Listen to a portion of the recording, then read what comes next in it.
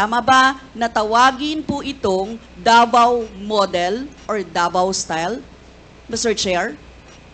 I cannot control the semantics. Mr. Chair, yes of or the no? approach. Davao style. Do not ask me to answer yes or no. You are not an investigator. Mr. Chair, tayo po ay nasa investigasyon kasalukuyan, Yes, Mr. but you Chair. are not an investigator. Why are you asking me to answer Mr. yes Chair, or tinatanong no? ko lang na... Chair, point of Session order. suspended.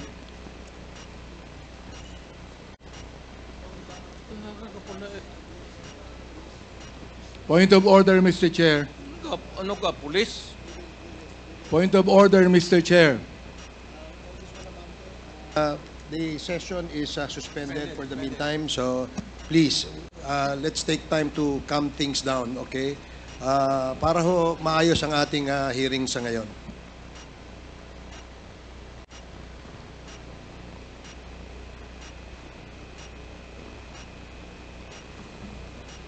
Hearing is resumed.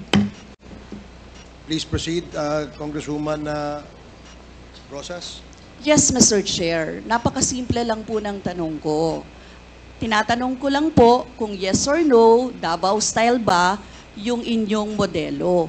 Mr. Chair, ayaw niya sagutin. So, Mr. Chair, hindi ko maintindihan yon.